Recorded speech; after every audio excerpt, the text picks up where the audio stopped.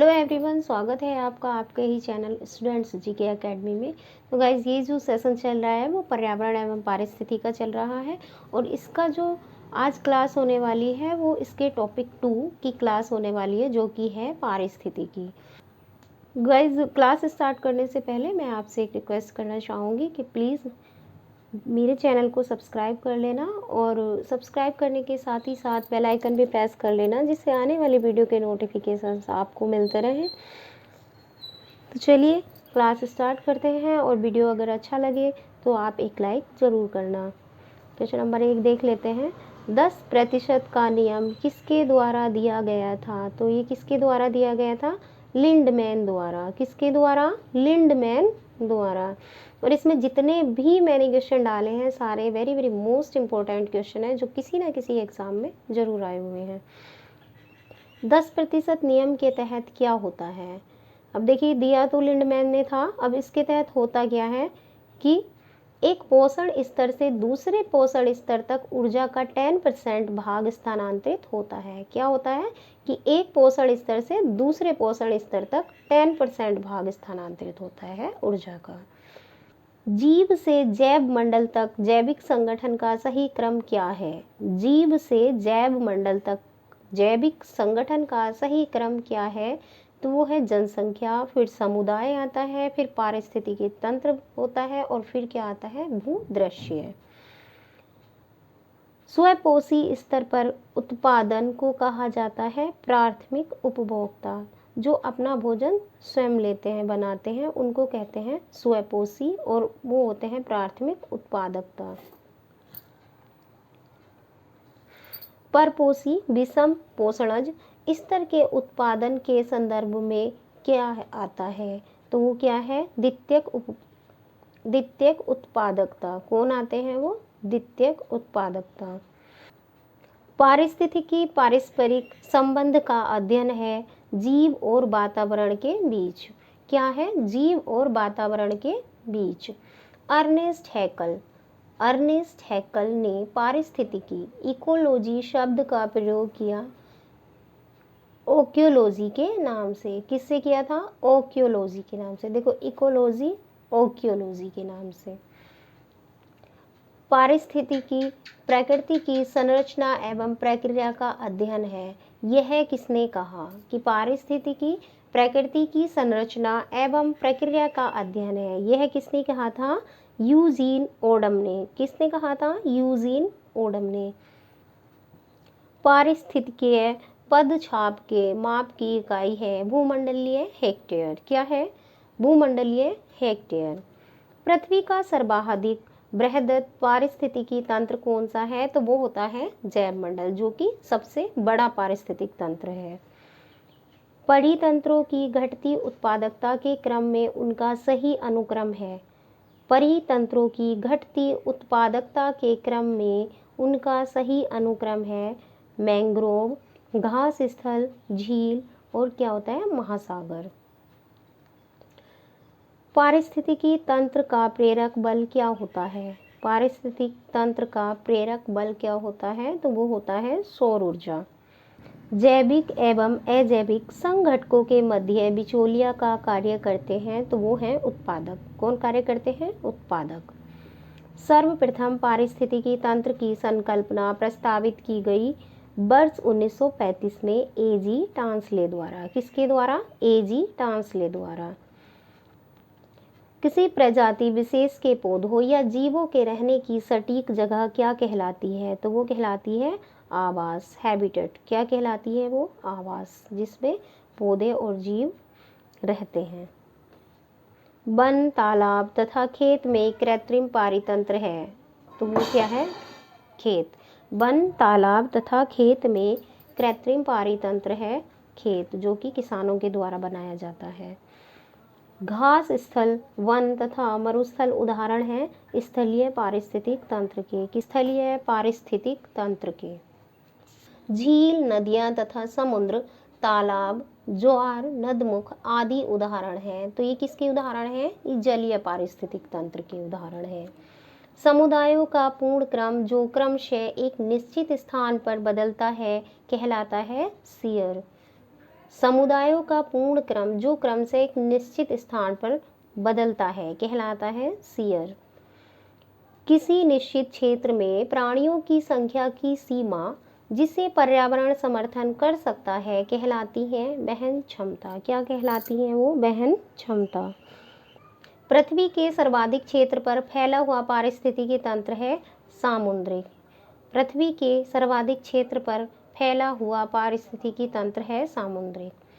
समुद्री जल में सर्वाधिक व्याप्त लवण है सोडियम क्लोराइड। क्या है? Sodium chloride. मानव गतिविधियों से परिवर्तित पर्यावरण कहलाता है, तो ये क्या कहलाता है? एंथ्रोपोजेनिक पर्यावरण। मानव गतिविधियों से परिवर्तित पर्यावरण कहलाता है एंथ्रोपोजेनिक पर्यावरण। रेगिस्तान में आवास करने वाले जानवर कहलाते हैं मरुद्भिद जानवर। क्या कहलाते हैं?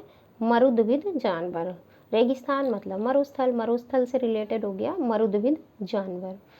किसी खाद्य श्रृंखला में मुख्यतः प्राथमिक उपभोक्ता की श्रेणी में आते हैं शाकाहारी प्राणी। किसी खाद्य श्रृंखला में मुख्यतः प्राथमिक उपभोक्ता की श्रेणी में आते हैं शाकाहारी प्राणी। खाद्य श्रृंखला फूड चेन में मानव है प्राथमिक तथा द्वितीयक उपभोक्ता। कौन है ये? प्राथमिक तथा द्वितीयक उपभोक्ता। एक पारिस्थितिक तंत्र के खाद्य श्रृंखला में पक्षी, मछलियां तथा भेड़िया है द्वितीयक उपभोक्ता। एक पारिस्थितिकी तंत्र के खाद्य श्रृंखला में पक्षी, मछलियां तथा भेड़िया हैं द्वितीयक उपभोक्ता। क्या है ये? द्वितीयक उपभोक्ता। समुद्री वातावरण में मुख्य प्राथमिक उत्पादक होते हैं फाइटोप्लैंक्टॉन्स। समुद्री वातावरण में मुख्य प्राथमिक उत्पादक होते हैं फाइटोप्लैंक्टॉन्स। हरे पौधे सूर्य के प्रकाश का उपयोग करके अपना आहार स्वयं निर्मित करते हैं। किस विधि द्वारा करते हैं? प्रकाश संश्लेषण की विधि द्वारा।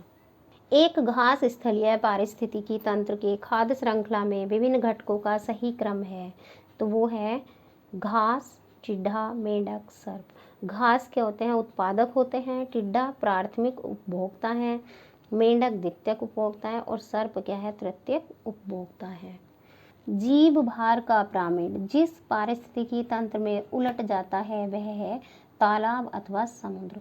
जलीय पारिस्थितिक तंत्र, जलीय पारिस्थितिक तंत्र में जीव भार का पिरामिड जो है वो उलट जाता है, उल्टा हो जाता है। स्थलीय पारिस्थितिकीय तंत्र में जीव भार का पिरामिड कैसा होता है? सीधा होता है। नीम, अमलतास, पीपल तथा यूकेलिप्टिस में वह जो पारिस्थितिक मित्र नहीं है, तो वो कौन सा है? यूकेलिप्टिस। इसको पर्यावरण संकट भी माना जाता है।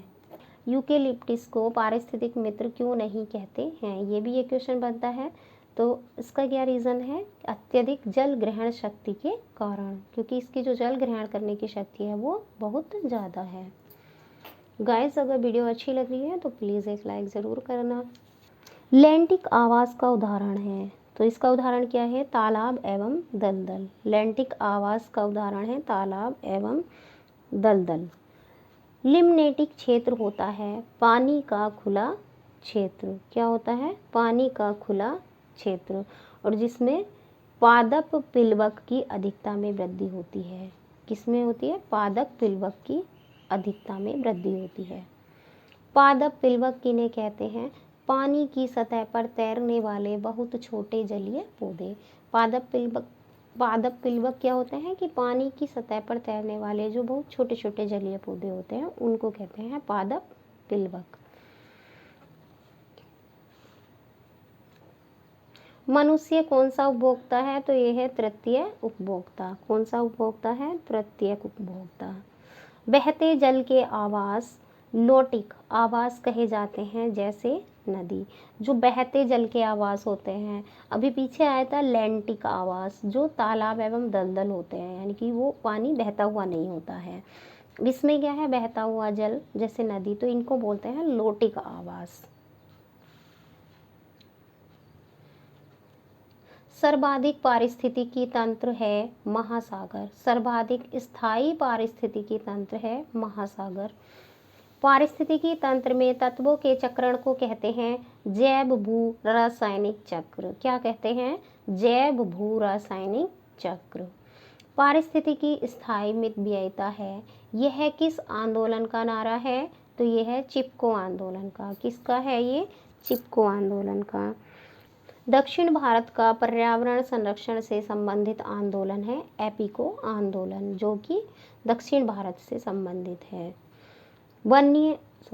भारतीय वन्य जीव संरक्षण अधिनियम लागू किया गया था, तो ये किया गया था वर्ष 1972 में, 1972 में। जनजातियों एवं अन्य पारंपरिक वन निवासियों के वन अधिकारों को मान्यता अधिनियम पारित किया गया दिसंबर 2006 में, दिसंबर 2006 में। वन संरक्षण अधिनियम पारित किया गया था वर्ष 1980 में, 1980 में। किसी जल निकाय में घनत्व प्रवणता को दर्शाती है, तो वो है पिक्नोक्लाइन। क्या है वो? पिक्नोक्लाइन।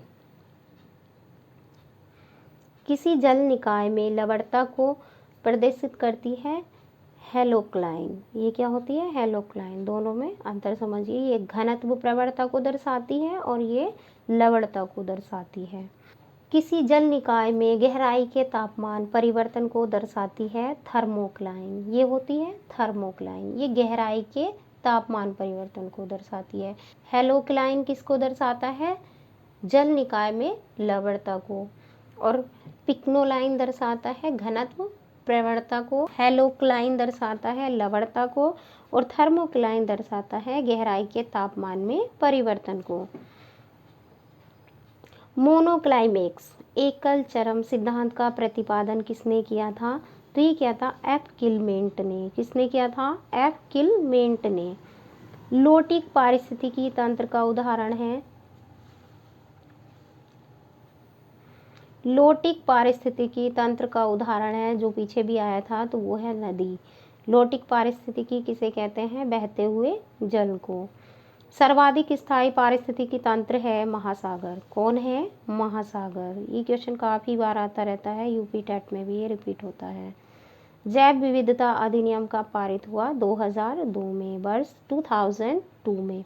जैव विविधता अधिनियम very very most important question है 2002 में। तो गाइज इसी के साथ वीडियो को करते हैं एंड।